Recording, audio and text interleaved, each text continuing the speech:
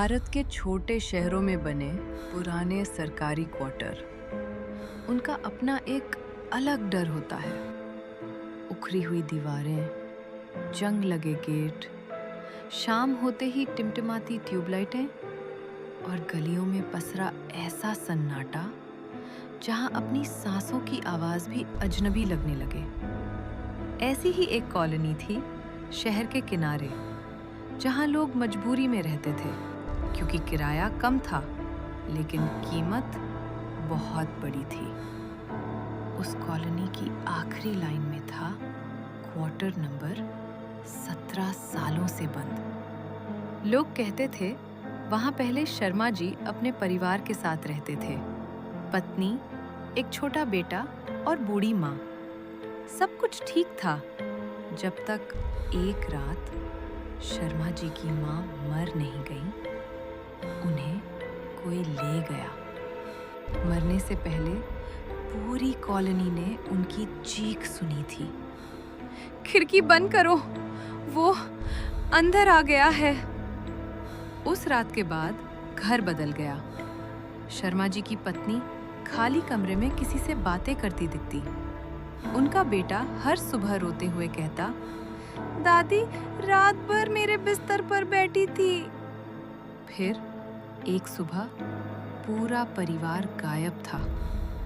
दरवाजा खुला था, चूल्हे पर दाल जल रही थी और फर्श पर गीले पैरों के निशान थे जो बेडरूम तक गए और वहीं खत्म हो गए। उस दिन के बाद क्वार्टर नंबर 17 बंद कर दिया गया, लेकिन कुछ दरवाजे बंद नहीं होते।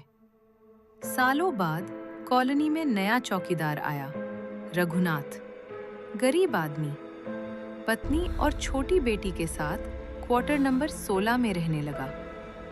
पहले दिन ही सबने कहा, 17 के पास मत जाना। रघुनाथ हंस पड़ा, भूत भूत कुछ नहीं होता। पहली रात ठीक 2:17 पर ठक ठक ठक दरवाजे पर दस्तक हुई। रघुनाथ उठा, दरवाजा खोला। बाहर कोई नहीं था, बस सामने क्वार्टर नंबर 17 का दरवाजा धीरे धीरे अपने आप खुल रहा था। रघुनाथ गया, हिम्मत करके उसने दरवाजा बंद किया। जैसे ही मुड़ा, अंदर से आवाज आई, धन्यवाद। टॉर्च उसके हाथ से गिर गई।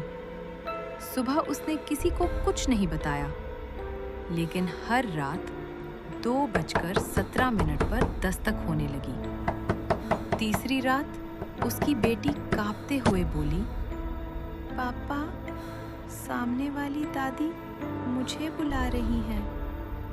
रघुनाथ का गला सूख गया। कौन दादी?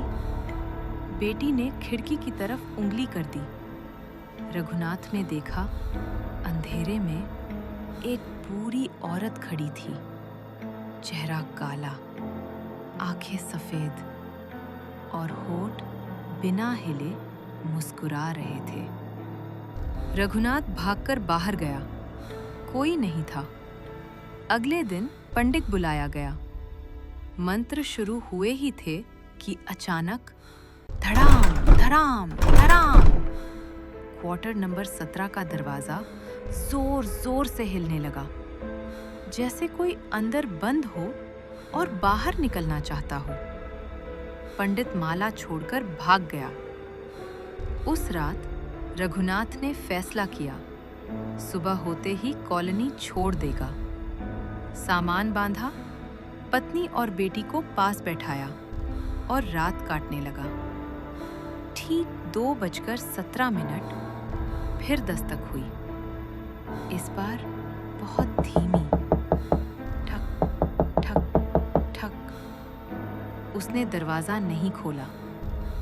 फिर आवाज खिड़की पर आने लगी, फिर छत पर, फिर दीवारों के अंदर, फिर उसके बिस्तर के नीचे। बेटी चीखने लगी, पत्नी रोने लगी और तभी कमरे के कोने से आवाज आई, मैं अंदर आ चुकी हूँ। रघुनाथ ने कांपते हुए टॉर्च घुमाई।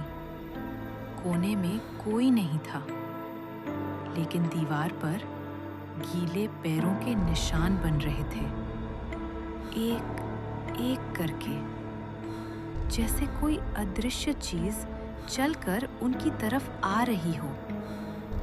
निशान बिस्तर तक आए और रुक गए। फिर गद्दा धीरे धीरे नीचे दबने लगा, जैसे कोई उस पर बैठ गया हो। रघुनाथ चीखा, पत्नी का हाथ पकड़ा, बेटी को उठाया और दरवाजा खोलकर भागा। लेकिन बाहर जो खड़ा था, उसे देखकर उसकी चीख निकल गई। पूरी कॉलोनी बाहर खड़ी थी। सभी पड़ोसी चुप, सीधे उसे देख रहे थे। किसी की पलक नहीं झपक रही थी, किसी की सांस नहीं चल रही थी। फिर सबने एक साथ कहा, इतने साल बाद कोई तो आया है।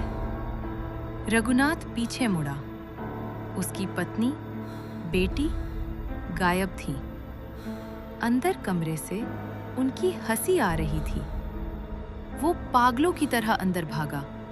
कमरा खाली था। बस दीवार पर कोयले से लिखा था, क्वार्टर नंबर 17। अब क्वार्टर नंबर 16 बन चुका है।